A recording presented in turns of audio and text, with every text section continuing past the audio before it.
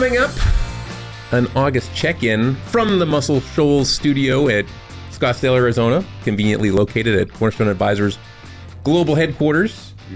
You know, Snoop Dogg's had a pretty awesome Olympic experience. Snoop's been everywhere. And I think you've been at almost as many places as Snoop has. Probably, maybe not as exciting. And yeah, I mean, I've been traveling, but not into the Paris, streets like he has. Yeah. At Plugged In, we love to use music as a reference. I desperately wanted to have Snoop to kick us off. Couldn't figure that out, but since it's been a minute since we were in the studio together, I thought I'd pull a little Jay-Z and just allow me to reintroduce myself. All right. Because that anthem, that public service announcement of his, if it was good enough for Tom Brady when he was at the Patriots, it's certainly good enough for Steve Williams and me, Al Dominic, here on this episode of Plugged In. And we're sitting in Scottsdale, Arizona in August, and it's 113 degrees out. We should be at the beach. We should be like doing something a little bit, balmier than we are at the moment. But, we were going to have a little fun talking the business of banking. Yeah. And to get ready for our conversation, I shook out my notebook to see what would fall out of it. Quite a few conversations of note that I just want to pass along to you. It seems to me that every bank, and really every bank CFO, talks about wanting a fortress balance sheet. I say that with a big smile on my face because if you've been talking to me, fortress balance sheet is one of those words that's been coming up. At the same time, it seems like every tech company wants to be known as a generative AI company. And then finally, if I think about all the different regulatory and BAS pundits out there, they just keep talking about Evolve and Synapse and what's going on with the fallout of those two businesses and what's the ripple effect going to be. So we could certainly talk about those, but those are just kind of like out on the table. Kind of curious with you, Steve, what have you been picking up on your travels? Yeah, I think a lot of my banks and credit unions, they're kind of taking a step back and saying, we made it through some really interesting times the past few years, starting with COVID and then obviously the big influx of liquidity and the great resignation with talent. And then, of course, the greatest tightening in the 110-year history of the Fed and getting through that with huge margin compression, increase in cost of funds, new competition. But I think they're actually kind of looking back now. And Thomas Show at KBW has kind of said, I think we had the worst net interest margin in the second quarter, and now we're climbing up from there. So I sensed a little bit of pride this summer and like, okay, we're through this now. We've got a lot ahead of us. But once again, we showed a bit of moxie and resiliency is what I'm hearing in meetings. And now let's really plan for kind of the climbing out of these. Now, the one thing that's kind of a bummer is we're sitting in a week where we had, soft landing everywhere around us like rainbows and unicorns. And then we go into this weekend, there's a bad jobs report. There's something I had to learn about called the yen carry trade. And there's Warren Buffett dumping half of his Apple stock. Mm-hmm. So we wake up Monday morning and everybody's saying, red lights, recession, right? That was your first topic you want to talk about. It really was. And, nobody really knows why stocks go up or down, even though everyone, pretends to be the expert on this. You're talking about Japanese banking. You're talking about Warren Buffett and, all that great stuff. But for me, it was more like you go to the airport this summer and there's been a lot of red on the board. Yeah. And so in the last 3 days with all the market volatility, there was a ton of red on the board. And so when I think about sharp market rotations and what does that mean, I put in the construct of banks and bank stocks because we both know bank stocks have not been really looked at in a favorable way for an extended period of time. And so if I'm sitting in a board member's seat already wondering how am I going to get attention from the investor community, how am I going to, how are we going to be able to make ourselves look a little bit more attractive? Now I'm probably panicking even more than getting into the summer. And that I'm an optimist. I was super happy that that whole concept of this being a bridge year, we're starting to dissipate, and we were seeing that good vibes coming through. Yeah. But how do I think we make sense of this? We probably have to cue up a little Van Morrison and his song "In It Stoned Me," because I think we need some music that can accompany us on our journey. So talk a little bit about the heightened sensitivity that investors have right now for this industry, and what you think might take place in the coming quarter. There's a trade-off for everything right now. And so, for instance, we're going to go into recession, so that means rates are going to decline, so we're going to get some relief on cost of funds. And rates are going to decline, our bond losses will go down. But also our PE goes down in a recession because bank stocks are getting beat up like most stocks, so what does that do for our currency? So there's a trade-off to everything right now. And then there was, we're climbing back up on net interest margin. This will even help potentially many folks with their margin with cost of funds. But if we have credit events, all of our margin improvement's going to be eaten up by increased provision. So everybody's kind of sitting there going, we can't really look into the next year or two too easily with earnings. And I think, again, they're kind of saying we just got to do what we always do, is be very resilient on this. I think the important thing right now is I get a sense going into 25, if we have the R word recession around it, I don't want us to get into that, okay, let's take a pause on transformation, because I think a lot of things we'll talk about today is, can you keep your gas on transformation? As you're talking, I'm reminded our partner Terrence Roach was talking with some of the partners here at Cornerstone about how everything in banking is interrelated and everything just seems hard. Right. And every time you think we're making a step forward, you get knocked down. But great companies have a way of weathering those storms and getting back up and doing great things. And we're blessed to be in an industry with a lot of exceptional leaders who have gone through cycles before and can come out of this, I think, a little stronger if they're willing to, take that longer term approach that you just described. And Al, I don't think there's a near-term answer to share price appreciation for the typical strong bank. I think it's going to be a combination of, if there is a recession and the tide goes out, as Warren Buffett said, banks are going to look pretty consistent compared to other things as the top of tech gets blown off and other things. But then I think it's going to be in who consolidates successfully, who attracts the next wave of talent, and who actually does transform. So if you go a couple years out, it's going to be who is laying the groundwork for share price appreciation right now. Yeah. And it's got to be very intentional and urgent right now. Well, and when the tide's out, as the saying goes, you see who's been swimming without a bathing suit. That's right. So right. And actually, most of our banks are pretty darn strong in expense control, in getting more mature in operational process. They're doing some good work. It's just not showing up in the share price right now. Yeah. Okay. So let's build on that, because again, Steve's been racking up the frequent flyer miles. Been a lot of places. I hate to acknowledge that I've been a close second in our internal challenge to see who can hit as many airports as possible. But another note that struck me for conversation was this idea that executive teams are looking to hollow out their core. And, whether you like your core provider or not, this is a conversation that is tech-driven. It's all around, are you getting the return on your tech investments that you care about, that you want? It's the reliance on outside vendors, third parties that, in a sense, control your destiny when it comes to delivery. And so I've had a few CEOs pull me aside and quietly say, hey, we're considering, hollowing out our core. What are the steps that we should take? And so it's like, holy smokes, guys. Again, at Plugged In, we like to use music. I was going to put a little, Satisfy My Soul by Bob Marley, because, I don't want my boat to be rocked. Yeah. It kind of comes to mind right now with all the other stuff going on. But if you're going to think about your tech future, you probably are thinking, I'm going to hollow out our core at some point. Yeah. We do a lot of this work. Like, what are some of the steps that people might consider on the front end of this? Yeah, in a nutshell, I think people are looking there saying these big companies who do good work, but they really have a focus. Fiserv, FIS, we're going to be product companies. We'll deliver the blinking light products, and when it comes to things like integrations, custom development, even service and support, they're kind of saying, that kind of ruins our margins. So we want to deliver product, but you contrast that with our banks now looking at fintech and big tech saying, we need to be agile, we have to have speed to market. So they're trying to say, how do we do that without going in a garage and writing a core? So a couple themes are coming up. I got to tell you, I've heard the term API more in strategic planning this year than any other year in a couple ways. So I think what I like to phrase it as, you don't need core transformation, you need enterprise technology transformation. And that's not one moment where over the weekend I switch cores. It's, where are we going to have our integration capability? And that involves understanding how I get data out of the core, but then probably creating what's called a middleware enterprise service bus layer so I can be more flexible there.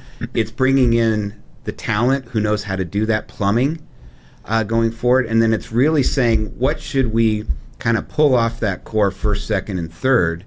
And a lot of it relates to a couple things. First, our digital strategy.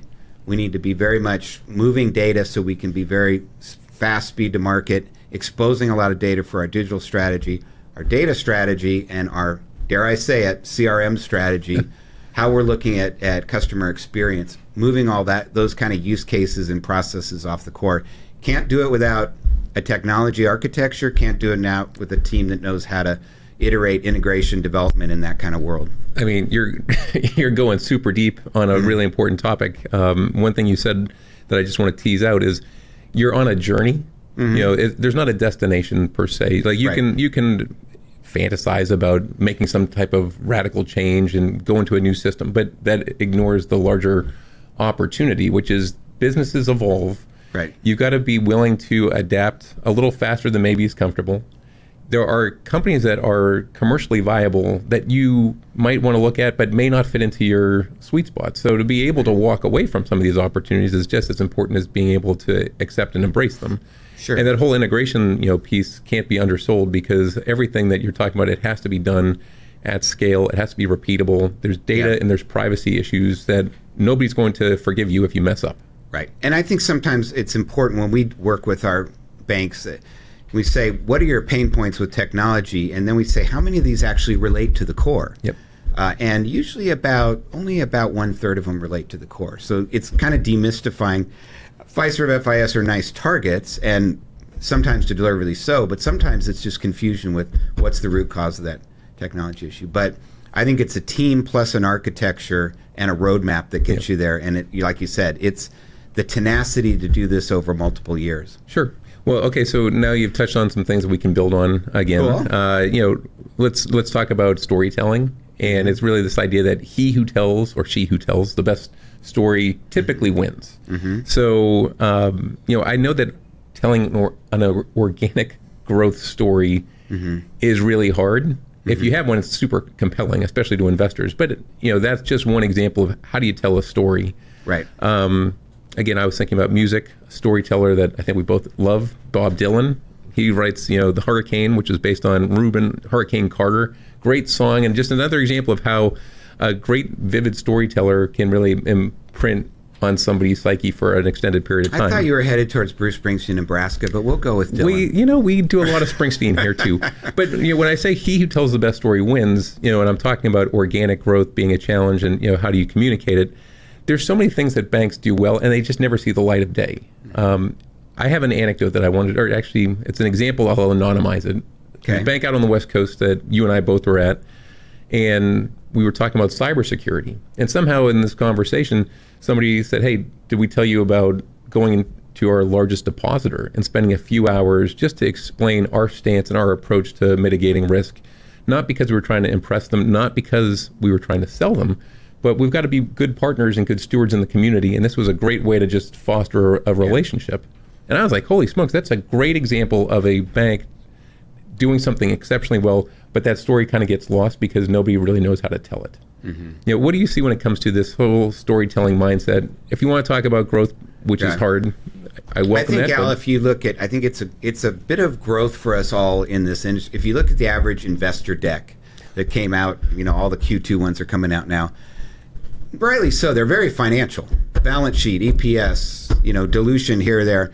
They don't really tell the growth story, to your point. And I think that CEOs should start thinking of how do they tell that story that's not fluff, but it's credible going forward. So I think you tell that story with specific niches. I think you tell that story right now that even if I don't have maybe the revenue growth because of margin compression, can I tell the new households I've acquired or the new businesses I've acquired or how many treasury signings did I do, those kind of things. And I think sometimes if you were owned by a private equity firm versus public, they would be pushing you into that more meta detail on where is your growth going to come from. It's also, though, I think right now, a lot of banks are looking at each other and thinking talent. And we have an example up in Berkshire, up in Massachusetts. Coming up on our podcast. Nick Montre will be one of our upcoming guests on Plugged In, so we'll talk to him about talent, but continue. Yeah, well, I love if you go out to Berkshire's press releases, a lot of it is about acquiring new private bankers, new head of treasury, new head of commercial banking. They put out a press release on pretty much everyone they hire. And I think what they're saying is the future is we're a great place to work. We're a values-based organization. There's a lot of disruption in banking. We're going to be a home for talented producers. And that's another way to tell the story as well. I want to point out, though, everybody's struggling with growth. Everybody loves Chase. But if you look at their community and business banking division, it was revenue growth was 3%.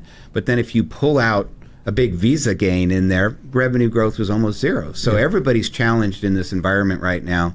And like I said, I don't think you're going to be able to prove that and get your price earnings up to 15 anytime soon. But are you laying the groundwork to be a 15 player 2 years from now. Yeah, and it's not just acquiring new talent, it's looking at your existing team and saying, like, how do we step this up? How do we set performance goals and expectations that we can all rally around? We can lock arms. I mean, some of our most recent guests, Mike Daniels at Nicolay talked about how their culture is built, and they will just all rally around your shared opportunities to do things. I mean, great banks are doing great things right now on the talent front, and I think that's why we think that smart talent runs smarter banks. And so this is kind of like the fourth point. Now, I'm smiling about the song that I picked because we both have daughters in our lives.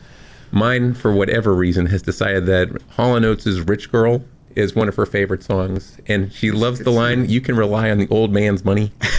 And I said, Evie, the way you're spending it, there won't be any left.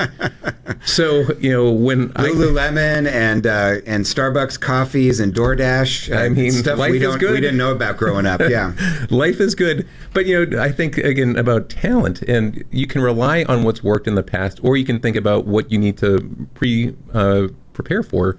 Yeah. And so I think you're hitting on some really important things because gone are the days of the Great Resignation.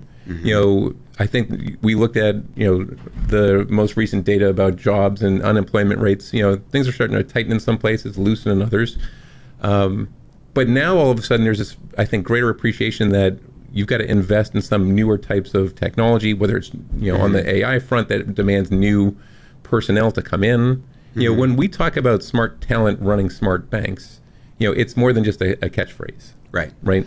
Well, here's the way I imagine. Imagine you put a traditional bank and a fintech or a tech company in a blender and said, create an org chart there, because like we talked about before, a bank has to run a balance sheet with a very low risk profile and make sure there's capital, liquidity, low credit exposure, manage all that like the left side of the brain. Yep. But they also have to create customer experiences and new capabilities and operating efficiency by being agile and being smart on the right side of the brain. So I was telling you over coffee, I'm hearing a lot of discussions about where do we grab better product management? So, who's responsible for looking at customer need and building a product roadmap and looking at it versus the competition, looking at the profitability of our products and the growth opportunities. And that kind of collides with who's in charge of the product experience, what it's like to get a small business loan. How should I get more of usage among mobile wallets, among my retail households? That whole idea of a product experience. And we're seeing that's not an old line of business banking executive. It's not a technologist. It's somewhere in between. And we're seeing the same thing out on data. Who owns data analytics and leveraging data to drive the business? And on top of that, who's going to be the prompt engineers using AI in different parts of the bank, whether that's marketing or fraud or credit risk management. Didn't we anoint ourselves prompt engineers on a previous episode? We wanted to up our salary, so I thought that's what we gave ourselves as a title. Yeah, I think we downloaded something for $50 to get us certified. We did our best. Yeah, kind of like getting an ordained priest or something. But before we move on, I do want to just add a little piece of color to this. So that whole talent, who's going to run things, who's going to own the relationship with customers, I see this being done exceptionally well in different parts of the country. I had a chance to get up to Seattle a few weeks ago. I saw our old friend Brent Beardall at WAFED and some of his team. And what I love about their spirit is it's a roll up your sleeves, get it done. Do not expect somebody else to do it. And it's that entrepreneurial grit that I think is really appealing to folks that want to build and grow. And that's the type of person that may not have a skill coming in, but can quickly learn because they have a curiosity and a drive to succeed. Right. And so one of the things I find interesting is when banks say, well, we don't have the talent behind us, like our number 2 seat's empty, we haven't filled it, or we don't know who's going to succeed us. Shame on you. There's people that are curious, that are intelligent, that have some empathy for others, and that trinity of characteristics should give that person an opportunity to try something. Right. Goes to what I've seen lately in planning meetings with exec teams is the talent executive has a stronger voice at the table in these past few years, and management succession and leadership succession and development. That's the one where the CEO is turning to the talent exec saying, "I'm in trouble if I can't get something going." And as opposed to the old, this is the soft, cushy HR person, they're always going to say the people are worried. I see the hardline business line executives partnering now with talent saying, help me, I need to develop the next credit officers. I need to develop, the next round of even branch leaders for the future. What's the role of a branch in a tech-wired world? So I think talent is going to be a much bigger seat at the table going forward. I think so too, and I think it's fair for an executive team to look around and say to each other, like, what's in our portfolio? Who's in our networks that we could potentially attract in, or we find compelling and we should keep an eye on because somebody else might pick them up. Yeah. All right, so I'm going to wrap up this Plugged In by throwing an English band named Keane. I don't know if you've ever listened to Keane. Everybody's changing. Don't they sing that song? They sing a lot of great changing. Stuff. Well, so in 2006, they put out their album Crystal Ball, or actually it's Under the Iron Sea, but they have a song called Crystal Ball. And so one of the things that you and I joke about fairly regularly is we're not fortune tellers. We really aspire to be truth tellers. Mm-hmm. But if I gave you like a little crystal ball moment and said, hey, let's really focus on deposits because it was a dirty word to use a few years ago. Then it became super in vogue. Now you start to think about some charts that you've seen and conversations that we've been a part of. What do we think deposit franchises might start to look like in the coming months? Yeah, good point. I'm going to pop up a chart for those on video, just that if you look at the history of banking, I've been around it a long time. We had 6 quarters of declining deposits coming with the Fed tightening. The last 3 quarters, we're going to see some growth. But it's small. It's 1-2% growth in banking, maybe 3 to 4% in credit unions. So it's slower than usual. What I think again is we've paid the price on cost of funds, and so now we've got kind of the bottom reached. I think what everybody's dealing with on core deposit growth is what's that right mix of digital experience plus boots on the ground, whether that's treasury officers or business bankers or branches, and what's the right mix there from a cost of acquisition going forward. I think it goes to definitely making sure that everybody out there is a deposit salesperson going forward. I think making sure that we've got the right kind of niche businesses, whether that's healthcare or property management or other things, that we're diving into ecosystems to grow deposits. But I'll tell you where I don't give the industry a great on innovation is the micro business and small business. If you go to the average bank and say, what do you offer me? It's the same old small business checking account, and you can check your account online and originate an ACH. When you've got all these fintechs thinking about how do we help a business connect to its commerce ecosystem and manage the business. So that's, I think, the next wave too, is how do we start to do what Ron Shevlin calls embedded fintech, fintech-like experiences for the small business.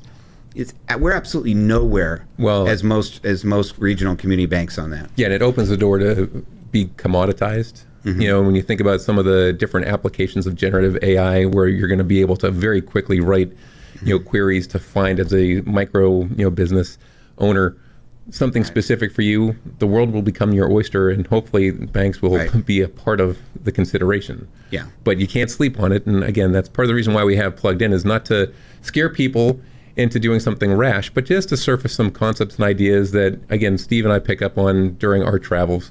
Yeah. We have a ton of fun seeing people, listening to things, reading books, watching Snoop Dogg on the Olympics. Oh, I just watched the 1,500 meter. It was amazing. I'm not going to tell you what happened. Please don't. It was amazing. Well, I will tell you, though, we've got 2 great guests coming up on Plugged In. We've got Jeff Jackson, who's the CEO of Westbanco. Westbanco just recently announced a great acquisition. Great acquisition. And as I mentioned, Nitin Matre, who runs a really strong shop up in New England, who's doing some really cool things on the talent front. So if you want to get plugged in, not just with Steve and myself, but with those 2 guys, we invite you to bookmark our site. And we just appreciate the chance to stay cool in the summer sun. And the next time we get connected, the world will have changed, because it's moving fast right now. So Amen look forward to the that. next discussion. Thanks, all right, guys. He's Steve Williams. I'm Al Dominic. This is Cornerstone Advisors Plugged In.